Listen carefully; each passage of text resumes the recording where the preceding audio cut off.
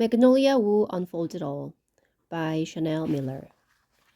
The Ice Cream Sock.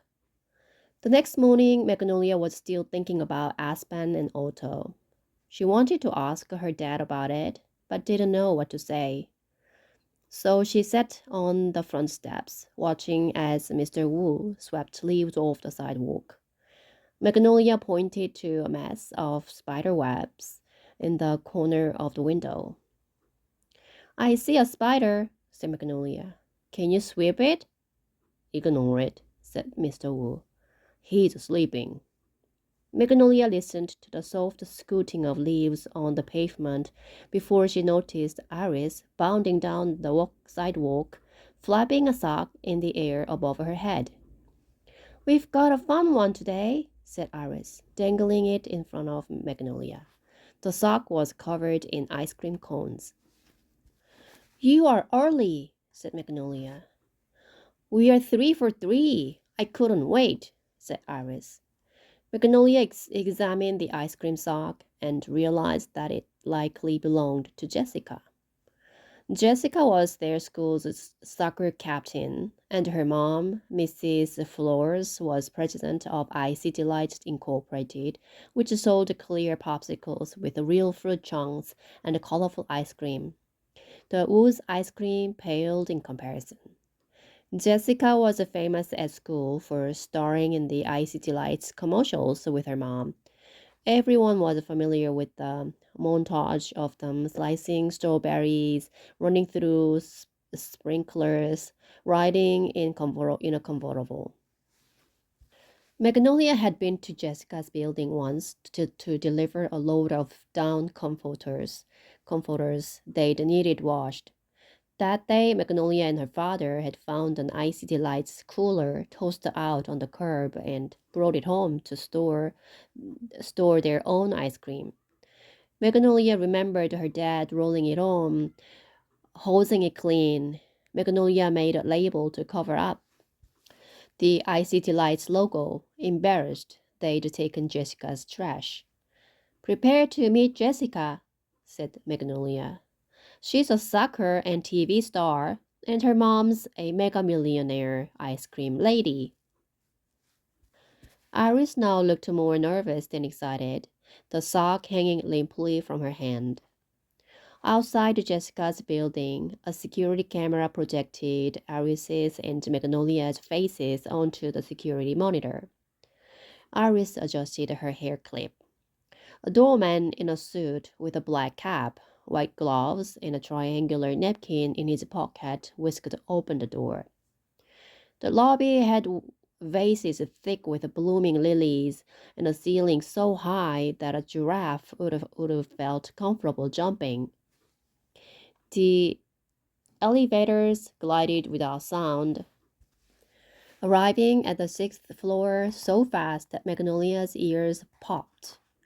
Sunny, Jessica's nanny, led them into the apartment. Inside was a version of New York Magnolia had never experienced, silent New York. There were no whirling washing machines, barking dogs, honking horns. It was like a museum with a glacier air conditioning. Clutterless, too, not a crumb or a stray item in sight. Hi, loves, said Sunny. Magnolia had never been called love before.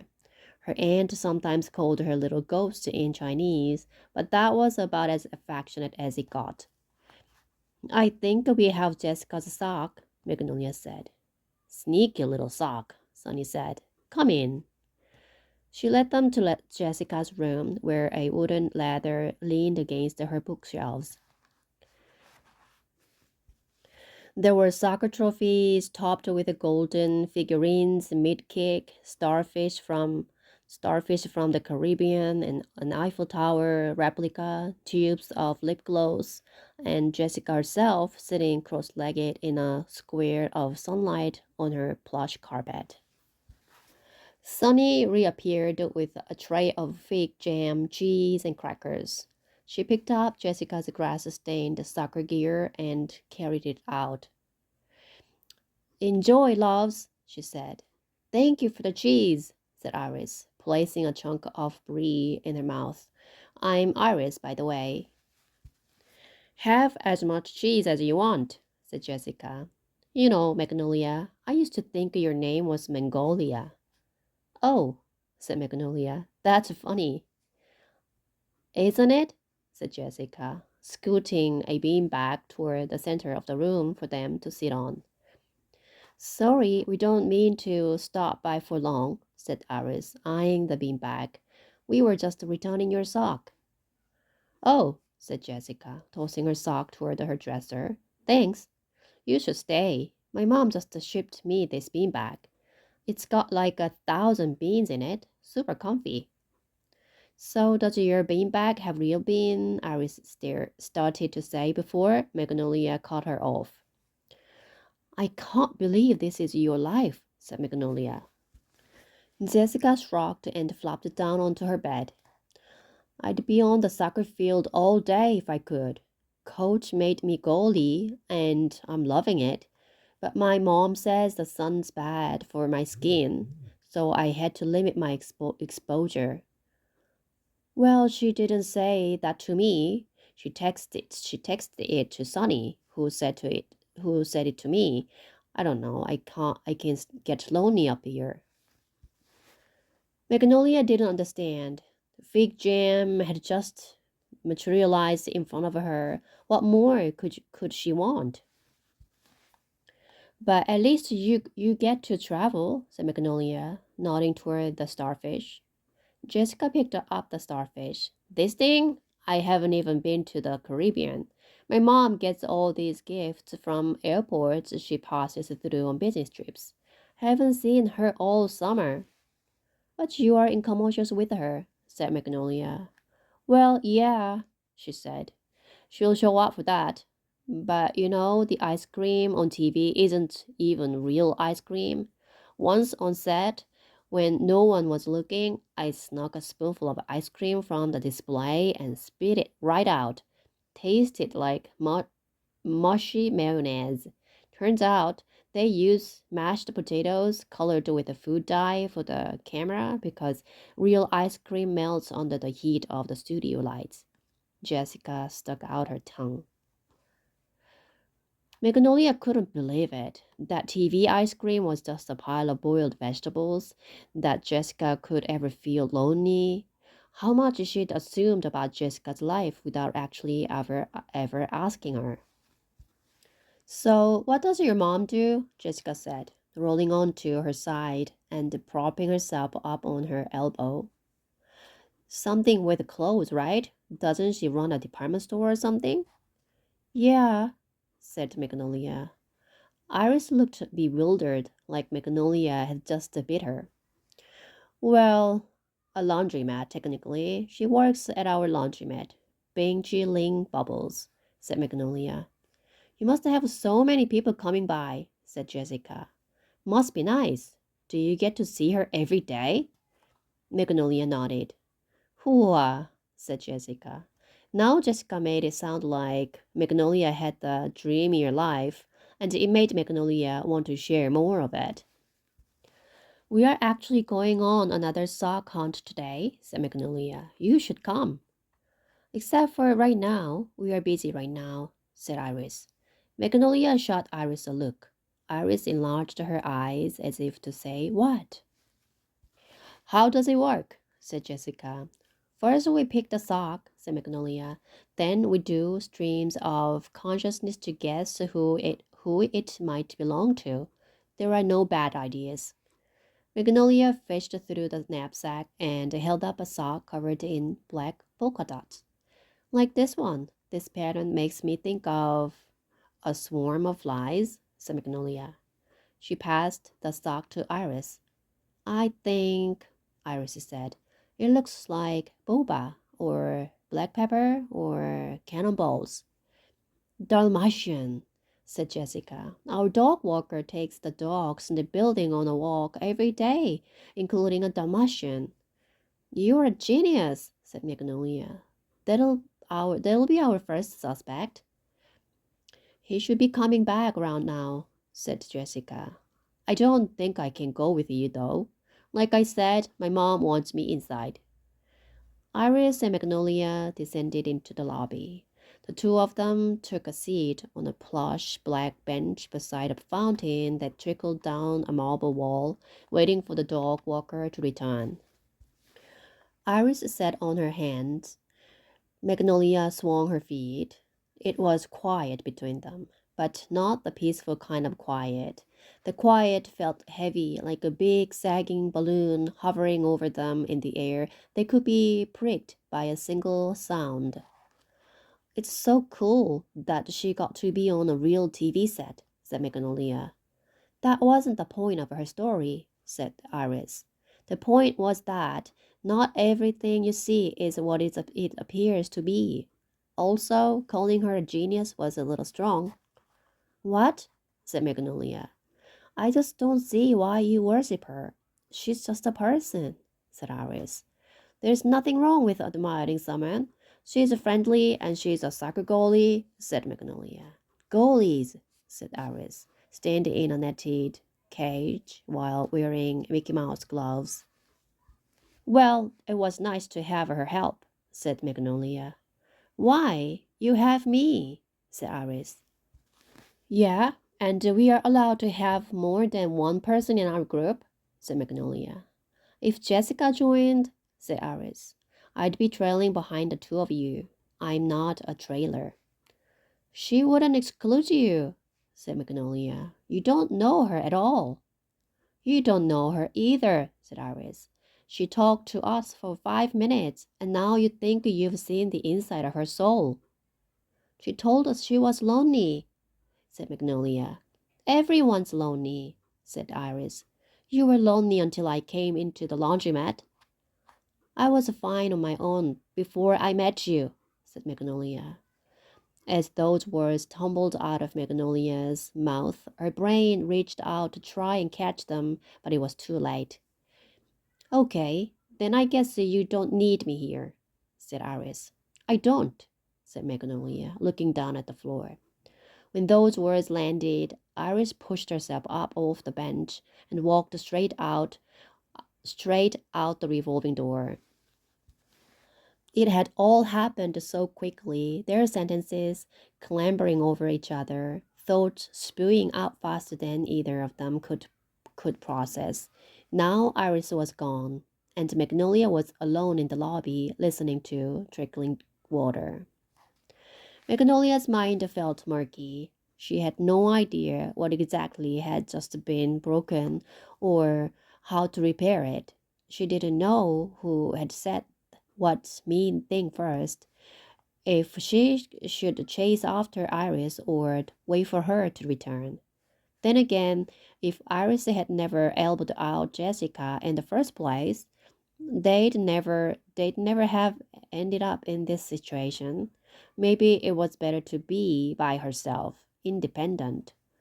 Magnolia could solve the next sock on her own. Still, she kept her eyes on the door and waited a bit to see if Iris would appear. When nobody but a bold man entered, Magnolia made up her mind and approached the doorman, who wore a silver name badge that read Mr. Yoon. Excuse me, sir, do you know if the dog walker's almost back? Said Magnolia. The doorman checked his watch. If you go out and turn right, he should be coming up the street. About now, but just so you know, your friend turned left. Magnolia thought about informing him that their friendship may have just imploded, but did not want to unload this emotional catastrophe onto him. Thank you, said Magnolia, but I'll be turning right. Magnolia strode down the street, determined now to execute her mission even faster than she would have if she were with Iris. This would be easy. And right then, she saw the dog walker, Anu. Things were already going smoothly. Anu wore a shirt that read City Sniffers and he stood encircled by a web of intricate leashes and masses of fur. There was a dog that looked like a potato sprouting hair, and a dog trotting on legs thinner than chopsticks, and a dog that was almost like a small bear. Magnolia had never seen anything like it. She was about to point out a dog with a mohawk to Iris until she remembered that she was not there. You have the best job in the world, said Magnolia. It's hard work, said Anu. They snatch up napkins, paper plates, chicken bones, pine cones. Hey, you're the ooze kid? Magnolia, she said, is my preferred name. You know, my parents didn't let me have dogs growing up. Allergic, both of them, tragic. So I got into this business, and when I was struggling to find clients, your mom let me walk Mr. Pants. Told me that people in the neighborhood needed me because when they saw us coming down the street, they'd feel better. Magnolia knew her mom was right. Her mood had brightened at the sight of them. She wished she could smear peanut butter on her forehead, sit down cross-legged, and let the dogs engulf her in licks until she forgot the rest of her problems. How do all the dogs get along so well? Said Magnolia. She imagined they got along because they couldn't speak English and therefore never had to regret saying something they didn't mean. They don't always get along, Anu said. There are skirmishes, of course, but we work it out. Can't move forward otherwise. Magnolia had almost forgotten why she'd approached Anu in the first place. So what's the Dalmatian's name? Said Magnolia.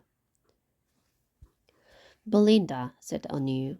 She gets a bath every day to keep her spot clean. Pretty lavish. Magnolia had no idea what lavish meant, imagining it was some combination between lavender and fish, which made no sense. And she wished Iris were there to define the word for her.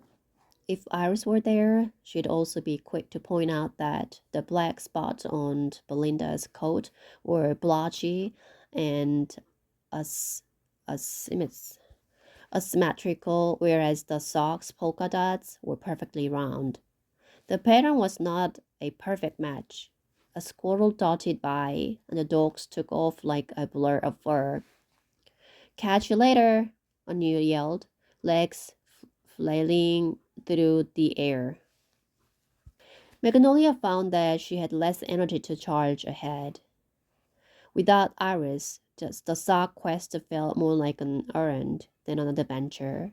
Plus, whenever they'd solve the sock together, they'd share the victory, which meant any joy Magnolia felt was doubled. Now every burst of excitement was extinguished the moment she registered Iris's absence. The least Magnolia could do was follow the first lead that Iris had suggested, boba.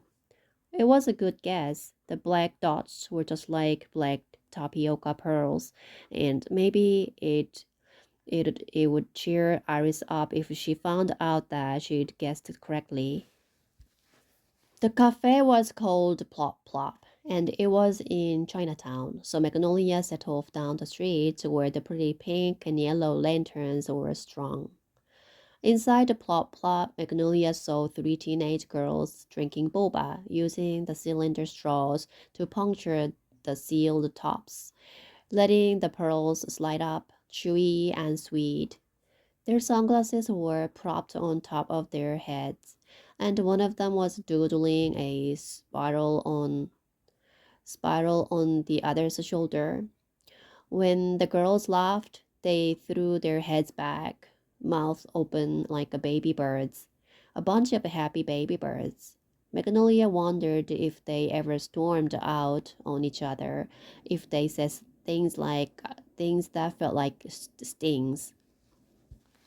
Magnolia had never had a best friend and didn't know the responsibilities of her new position. How did best friends make up? Did they shake hands or high five? Did fighting mean the end of things? Did people recover from these kinds of wounds? She thought about the moment she'd snapped. It was when Iris had said Magnolia was lonely before Iris came into her life. It was technically true, but when Iris said it, Magnolia felt embarrassed and ashamed, like something must have been wrong with her because she hadn't had more friends. Maybe Iris had simply been stating a fact and not hurling an insult. Either way, now their friendship was all bungled up. The cashier at Plop Plop looked like a high school student working there for the summer. She had a nose ring and a visor and appeared to be suffering from boredom. Magnolia knew she'd seen her in the laundromat because when her mom had seen the nose ring, she'd whispered to Magnolia, "When you grow up, do not put a metal circle in your nose." Afterward, Magnolia had put a key ring around her nose just to see what it would look like. Magnolia felt intimidated bringing up the sock to the nose ring girl. When Iris was there, it didn't matter if people thought they were odd or didn't understand what they were doing, because all that mattered was that the two of them enjoyed it. Now Magnolia felt shy, unsure of herself. She stepped forward and, in a subtle manner as possible, pulled out the black polka dotted sock. Hot day today, isn't it?" said Magnolia. The girl shrugged, picking at a fingernail. "Luckily, I can dab myself off," said Magnolia, gently tapping the sock across her forehead. The girl glanced up at Magnolia, but her face remained blank, uninterested, without a glimmer of recognition. "So, what can I get you?" she said. Magnolia sighed. The sock wasn't hers. As Magnolia was about to order, she realized she'd left the knapsack in the lobby. The day was getting hotter and worser at an astonishing rate. Magnolia sprinted out the door. By the time Magnolia burst into the lobby, she was sweaty and heaving. She tucked her head below the black bench, but there was nothing. She sat on the bench, head in her hands, defeated, as her eyes began to tingle with what she realized were tears. She hadn't known that things could change so quickly, that loss could happen in an instant, a friend gone, her plans ruined. Surely the universe had to be better at spacing negative things out so you didn't have to deal with it all at once. She wanted another chance to make things right. Magnolia had just used the dotted sock to wipe her eyes when the doorman, Mr. Yoon, appeared. "I found your bag and kept it safe," he said, holding it up, "and I'll trade it for my sock." It was his sock? How could that be? She'd been so eager to find the Dalmatian earlier that hadn't even thought to show the sock to him. Magnolia lifted her head, accepted the bag, and placed the sock in the extended hand in front of her. "Sorry, it's a little wet," she said. Mr. Yoon took a seat beside her on the bench. "The black dot is a period at the end of a sentence," he said. "It signifies an ending. I used to be terrified of them." He paused to wave to a lady heading out the door. "Working as a doorman, people are always coming and going. At first I thought better not get attached since no one will be here permanently. So I was distant and polite and figured that was the best way to do my job. But over time I couldn't help but care for all kinds of people. I learned that endings don't have to be awful or unbearable things." Endings are inevitable, natural, because people evolve, circumstances change, and you are just happy for every moment you got with them. Magnolia folded her arms over the knapsack. The sadness you are feeling now is not a bad thing, he said. It just means you care deeply about your friend. Anyway, I believe you all finished the conversation on a comma, not a period. Don't you think so? Magnolia agreed. It was far too early for an ending.